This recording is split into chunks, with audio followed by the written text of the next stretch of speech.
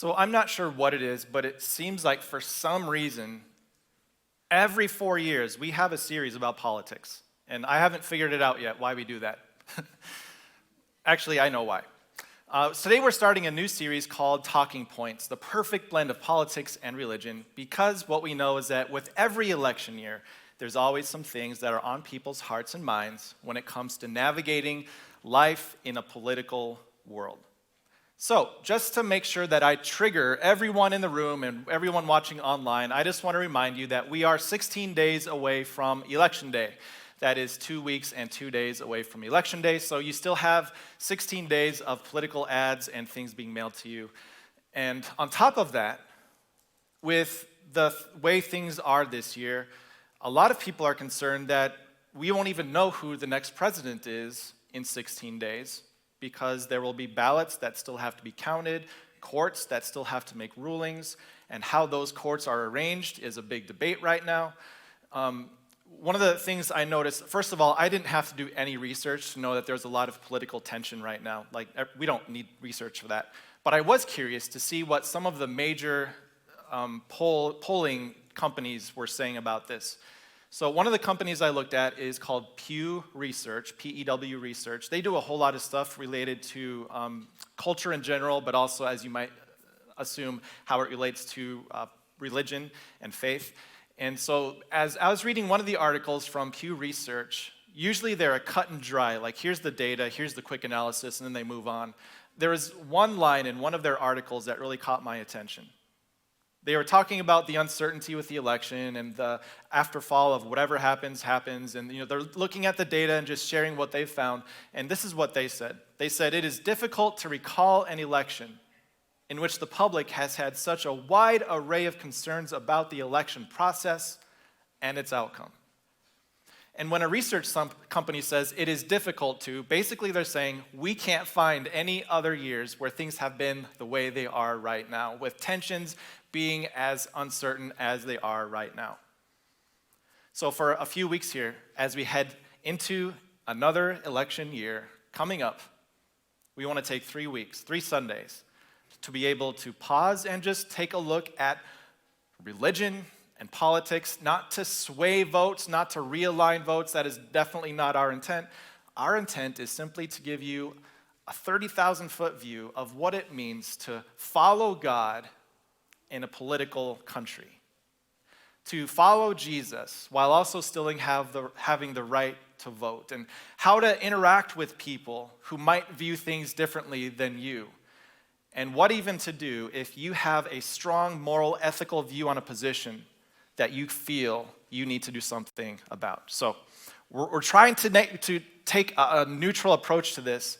And for week number 1 here, what we simply want to do is set the stage by looking at how God wants us to view the relationship between the church and the government. So one of the things that I've found personally to kind of figure out, like, where is someone leaning politically and why do they believe the things that they do, is the answer to one simple question.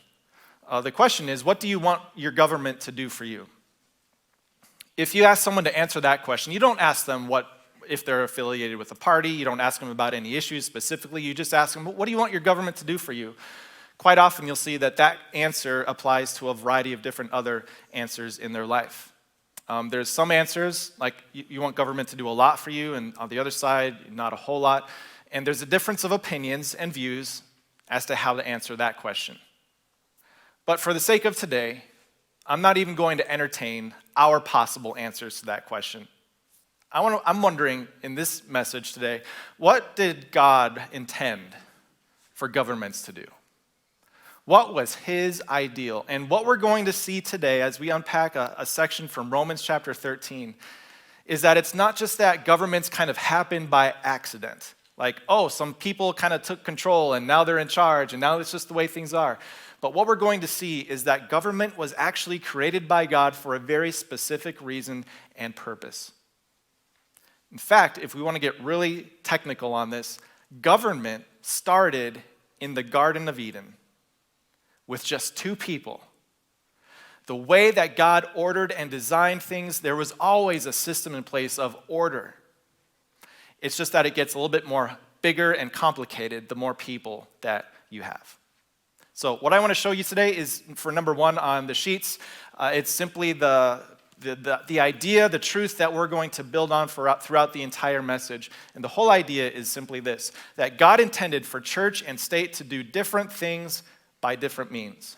Their goal, their central goal is different. Each one is. And the way that they accomplish that goal is different. Not because this is just the way things naturally happen to be, but because this is the way God intended for church and government to operate. Two different kingdoms, two different nations, but the tension is that you and I are in both of them at the same time. So as we flesh out today what it means, or what God intended for the state, and what God intended for his church, what he wanted them to do and how he wanted them to do them, I pray it gives you some clarity, not just this election season, but in your life as a Christian, trying to navigate your way through life in God's kingdom and also in earthly kingdom. So to start, I'm going to put a couple of circles up on the screen just to visualize what we're going to be talking about, because some of you guys out there are visual learners. I know that. So we're going to be talking about what the church does, and we're going to be talking about what the state does and how they're both unique in what they do and how they have unique ways of accomplishing those things. But what I want to acknowledge before we get into Romans 13 is there's this middle area here. I know there's a fancy name for this chart, like when you have two circles that overlap. I can't remember what it's called, but there are some things that both the church and the state are interested in. Some issues that they both seek to do something about.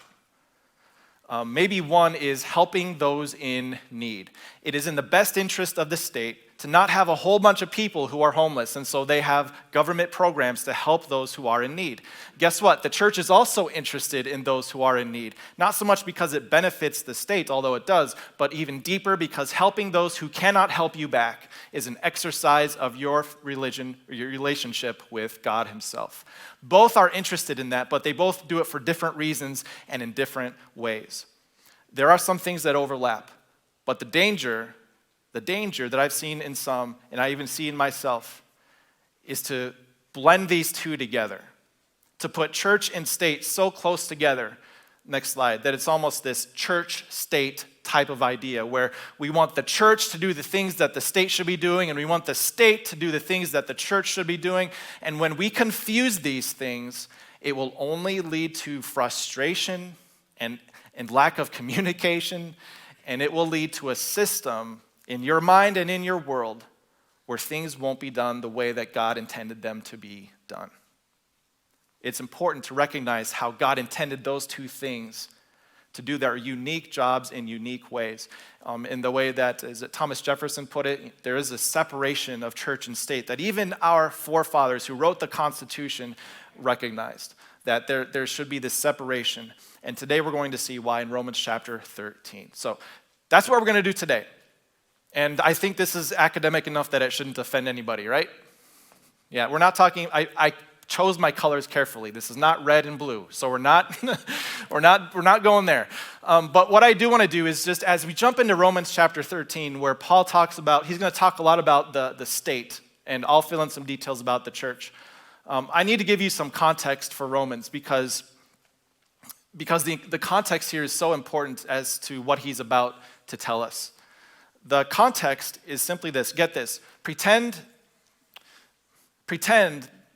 that Jesus was around today and one of his disciples was going to write a letter to some Christians in Washington, D.C. with some instructions about how to interact with the government. That's basically what Romans is in chapter 13. Rome was the Washington, D.C. of the day, perhaps even bigger. As the Apostle Paul was writing this letter to them, he knew that for many of them, politics was intertwined with their life in a very real way. And so he had to, for a moment, pause and talk about those things. And there's two other things to remember about these Christians in Rome. First of all, in Rome, in the 50s AD, about the time that Paul wrote this, he wrote it towards the end of the 50s AD, or maybe about 60 AD. Around that time, there was a lot of tax issues going on in Rome itself, where there was tax inflation, but people weren't receiving any services in return. There was a lot of controversy going on with taxes at that time, to the point where both Christians and regular non-Christians were getting upset about the tax system that was going on in Rome, and people were starting to refuse to pay taxes. The other thing that I think we all know is that when it comes to the Roman government that these people were asked to pay taxes to, this was the government that executed Jesus. This was the kingdom that opposed their kingdom. And so you might even tell Paul, we should rebel, right? We cannot condone what they did. We cannot support a government that would do that. And so as Paul writes this letter, the first 12 chapters are all about what God did for them and how to start applying love for God into your life. And in chapter 13, it seems like he gets to one of the main points that he needed to talk to them about: how to live in both the church and the state, and what that looks like for a country that's hostile to the kingdom of God. Chapter 13, verse 1 gets straight to the point. Let everyone be subject to the governing authorities. Let everyone be subject to the governing authorities. The word subject to in the Greek is actually a word that Paul's going to come back to several times, but we don't see it in English. The Greek word, the root word is tasso, which simply means there's an ordering that has gone on. There's an arrangement from highest to lowest. In this context, an ordering of authority from the one who is highest in authority to the one who is subject to that authority. Let everyone be subject to, let everyone submit themselves to the governing authorities that are over us. Yes, the secular government that is over us. And as he explains why, this shares so much, not just into the Greek and Roman world in 50 AD, but it speaks so much into every other kind of kingdom and nation and constitution that would ever exist in this world. Let everyone be subject to the governing authorities because they're always right, because they're God-fearing, because they'll make the world a better place. Let everyone be subject to the governing authorities because, I'm going to break this up into little lines here to show there's a repetition going on, because there's no authority except that which God has established. The authorities that exist have been established by God. Consequently, whoever rebels against the authority rebels against what God has instituted. Now, I'm just going to go out on a limb here and say I think I get what Paul is trying to emphasize. That all authority in this world has been created and ordered and arranged by God himself. Now, here's where the what about questions start to come in. And we don't have time to pursue all these. Maybe if you're meeting with your growth group this week, these would be some good questions to go through. But like, what about like a Nazi Germany type thing? Like, is that a legitimate government established by God? What about all these other governments that have done some horrible things with some horrible ideals? Are they also some people that we should submit to? Well, all I'm going to say is this. When it comes to respecting the authorities and the authorities that God has placed over us, you will not usually be in a position to change what they do. But you may be in a position to not do what they ask you to. I'll just give you one quick example of this. In the book of Acts, this would have been 20 years before Paul wrote his letter to the Romans. Perhaps even as Paul was writing these words, he was thinking of an exception to this rule. The apostles, Peter and the others, were just starting to share the news to people about this crazy story that a guy named Jesus predicted his own death and resurrection, and that he actually did it, and people saw him alive again. Peter and the apostles were preaching Jesus to all the people around them, but then they came up against some government officials who told them to stop.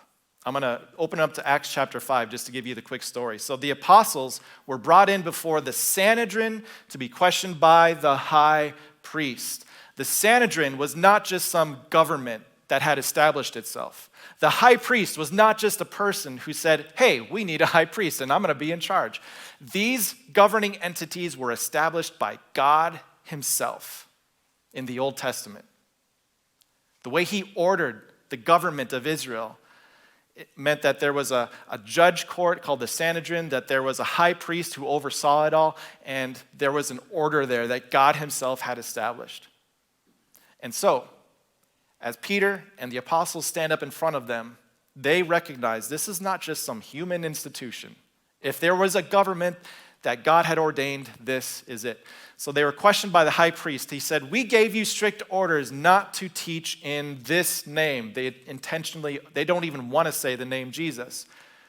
"Yet, you have filled Jerusalem with your teaching and are determined to make us guilty of this man," again, Jesus, "blood."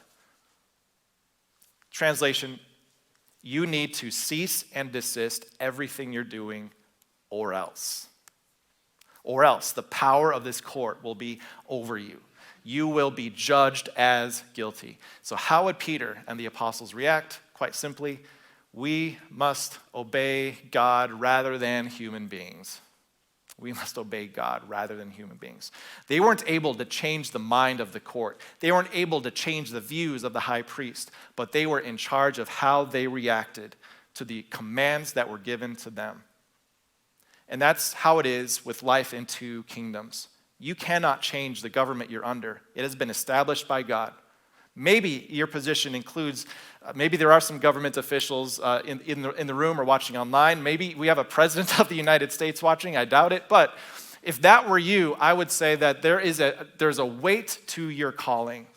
And maybe you have the God-given influence to change things in your area. But for the vast majority of people who are watching and listening to this message, there's an order that God has established, and the command given to me and to you is to submit to it. Not because it's perfect, but when it comes to those exceptions where it's time to reject the authority handed down, two quick things. It will be obvious.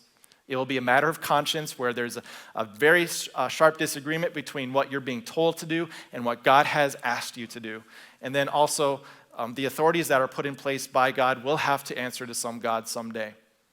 You might not have the position to change things, but they will have to answer to God someday. They were put there by him, and they are accountable to him. The long story short of this, what we get from the book of Romans is that the Christians in Rome did not have a perfect government over them by any means.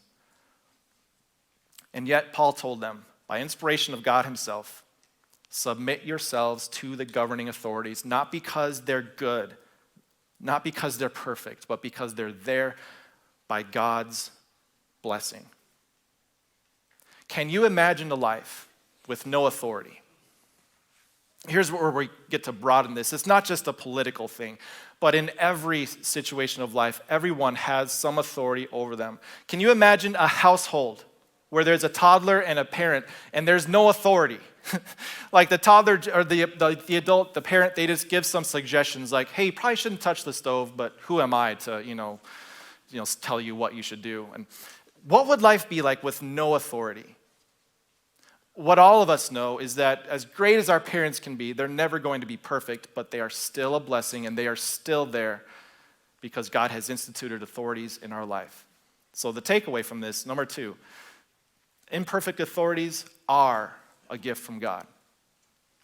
What if you took time to thank God for the imperfect authorities that have been in your life? Whether we're talking in the household or all the way up to the top levels of government. Whether you agreed with them or not. Whether they're currently in office or they were in office in the past.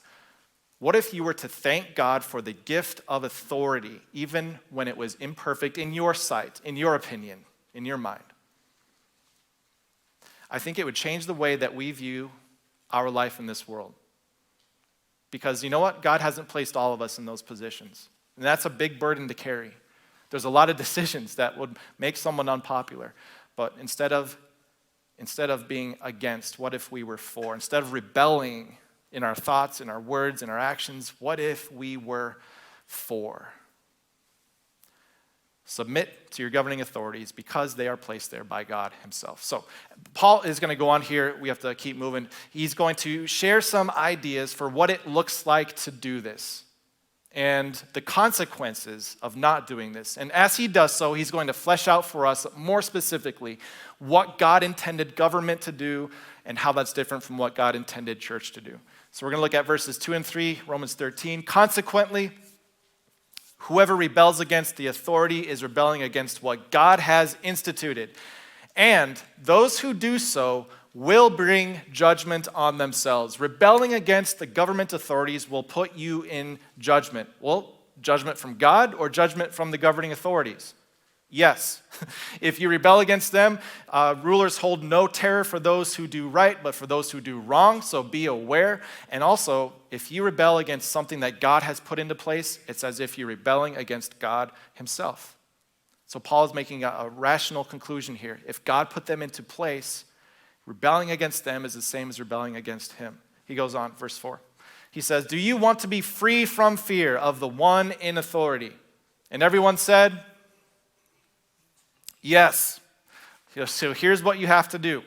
Next verse. He said, then do what is right, and you will be commended. For the one in authority is God's servant for your good.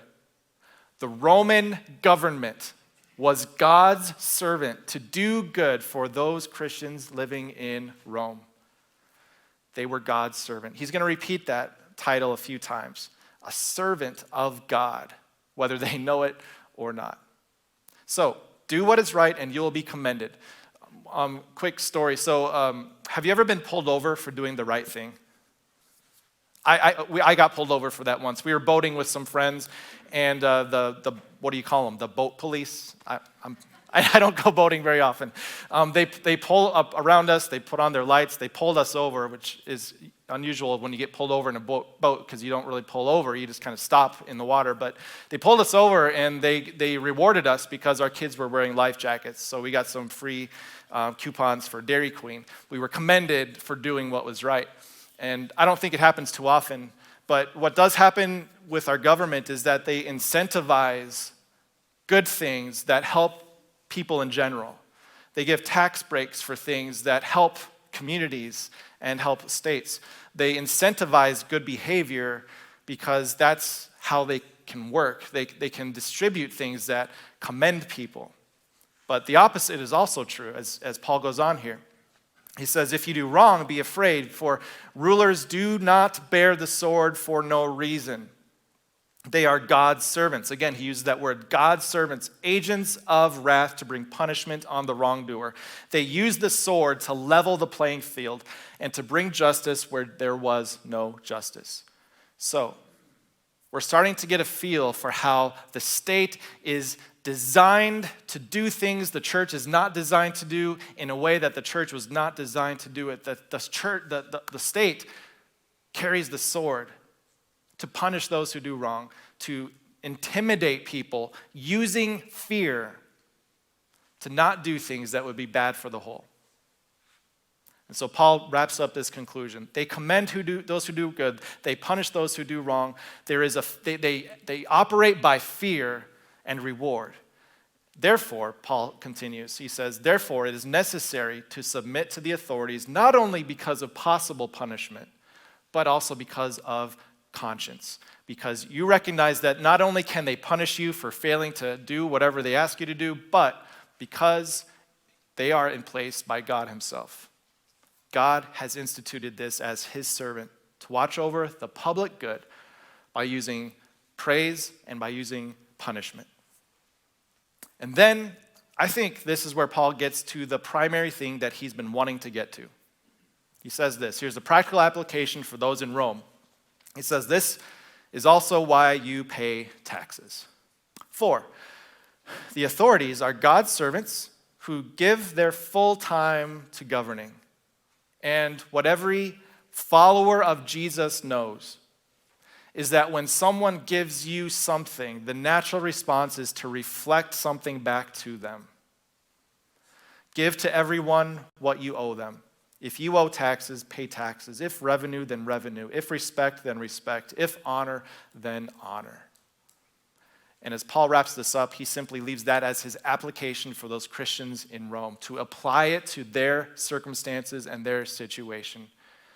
And I'm wondering how we would apply this to ourselves today. My feeling, I don't have all of your IRS records, but my feeling is that most of us kind of get the whole idea of paying taxes. We're kind of afraid to not do it. I'm sure there's some people listening who are maybe some years behind, or maybe even some who refuse to pay them, but I think for the most part, we kind of get the whole tax thing, so this isn't really a proper application for most of us today. But I think the conclusion to that is very applicable. Whatever you owe them, pay them. And in another letter, Paul actually brings this up again, maybe another application to what it means to submit to those in authority. Paul wrote a letter to a young pastor. He was actually looked down on because he was so young, but he is a young pastor named Timothy. And as Paul wrote to him, he said that it's important to serve the people who are around you. It's also important to pray. And Paul said, when it comes to prayer, there's something you can't forget. This is what Paul said. I urge then, first of all, that petitions, prayers, intercession, and thanksgiving. Those are easy to skip over, but there's so much in those four things.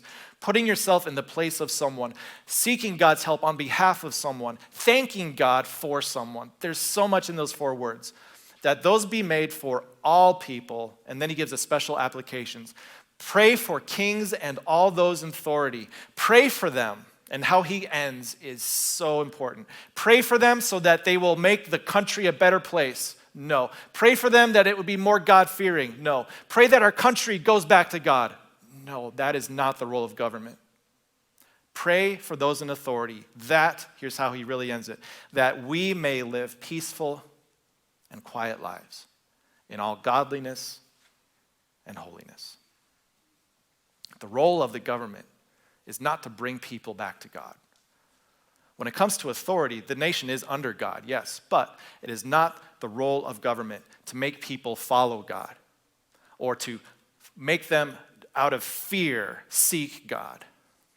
The role of the government is to simply give us quiet and peaceful lives so that we, the church, can do what only we, the church, can do, which is to focus on godliness and holiness as a reflection of what we have been given by God himself. There's two different things we're looking at here, what the church can do and what the state can do. God intended them to do different things by different means. And to help solidify all this, maybe for all the visual learners, I'm not picking on the visual learners today. I am a visual learner. So I'm going to put a little chart up here quick, just with church and state. And just from these two quick sections, what we can see God intended for both of them to do. When it comes to church and state, kind of the big thing that we're looking at is that the state is here to, next slide, to give us quiet and peaceful lives. If the government is doing what God intended the government to do, the result is going to be we have quiet and peaceful lives. The church, our goal is godliness and holiness. And we're going to get to why in just a minute. But the outward result, if the church is doing what the church was designed to do, people would be living godly and holy lives as an application of what God has done for them. And maybe just a quick thought on that. If the church is doing what it's supposed to be doing, it'll make the state's job a whole lot easier. Second thing, the role of the state is to make bad people good. The role of the church is to make dead people alive. The role of the state is to make bad people conform to certain laws and guidelines that will be for the welfare of the entire people. And they can use fear, they can use praise, they can use incentivizing, they can use punishments. The state can use a lot of different things to get people to be good. The church is all about making dead people alive, spiritually dead. Not just an outward behavior that we have to model or conform, but an inner life that is brought into us. The third thing, the state is all about commending the good and punishing the bad. That's their objective. The church is all about repenting of sin and showing fruits of forgiveness. An internal thing. The state is focused on the external behavior. The church is focused on the internal fruits that are coming out of people's lives. And then finally, how does all of this happen? There's two tools that we see here. The state is given the sword. What does the church have? A word, a message.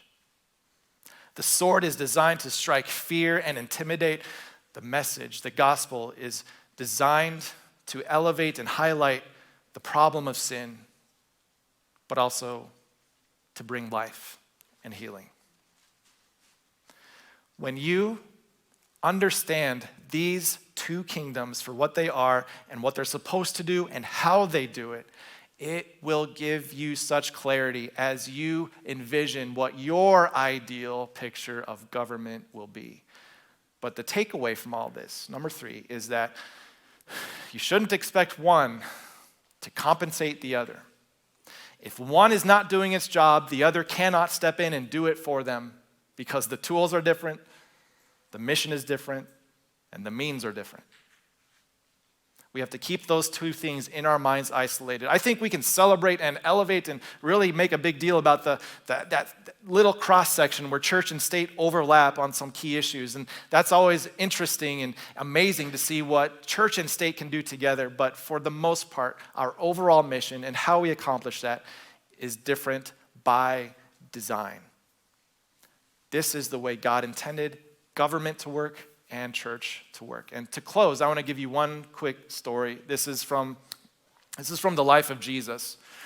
This is John chapter 18, where Jesus has just been arrested.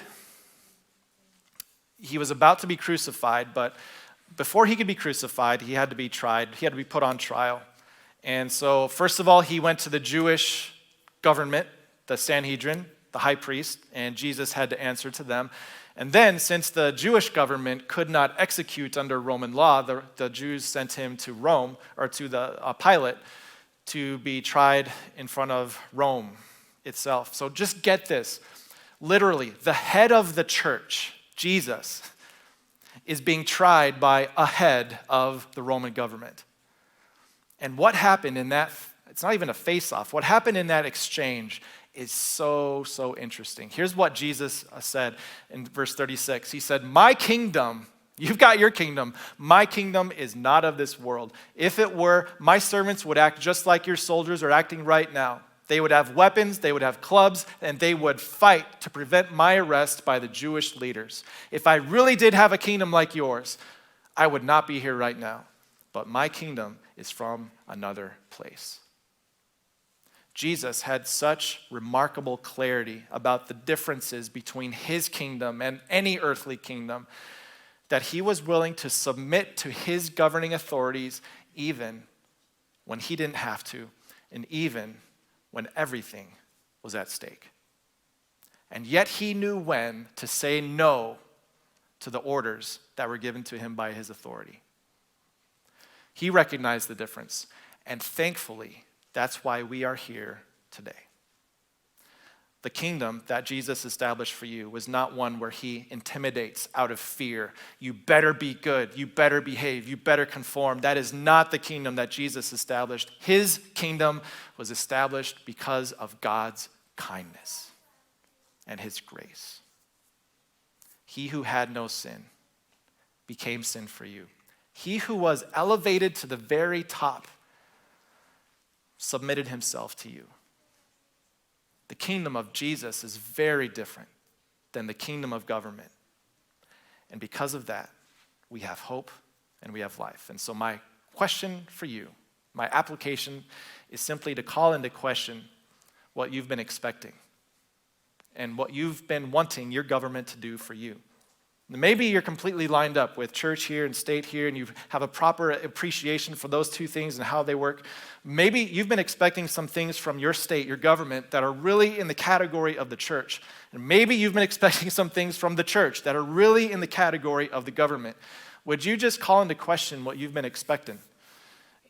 And as you think about those two things this election year, what I know is that as you see the way that God intended both of those things to work and operate, it will give you a focus to do what God has called you to do as part of his kingdom. Let's pray. Dear Father in heaven, I pray for all those in authority. And that's a really broad term because I think to some degree just about everyone has some degree of authority. But in the heart of this specific series, I pray for all those who are in official positions as members of the government, whether that's federal or state or local. I pray that you would give them the tools and the ability to do what you've called them to do. Give them the wisdom to make decisions that are for the best of all the people around them that they serve. Give them the humility to be able to listen to the needs of the people and to act accordingly. And just bless them with strength and with health and with the ability to carry out their offices to the best of their ability. I pray for the work that we as the church get to do, that we don't have to use fear or intimidation. We're not about conforming outward behavior. We are about celebrating the transformation that only you can do on the inside. I pray that you would use us as the church to bring about an inner transformation, first within us, and then to share that with others, so that when it comes to the work that our government, the state, has to do, there's really nothing left to do, because we are people who follow you and submit to the authorities that you've placed over us. This isn't going to be an easy couple of weeks as we gear up for Election Day. There's going to be controversies and rumors of controversies. There's going to be headlines that try to instill fear in us. I pray that you would guide us through this. Help us in Romans chapter 13 to focus on the fact that you are the one in control. And may that give us peace as we simply live out the calling that you've given to us, your church. I pray all those things in Jesus, our Savior's name. Amen.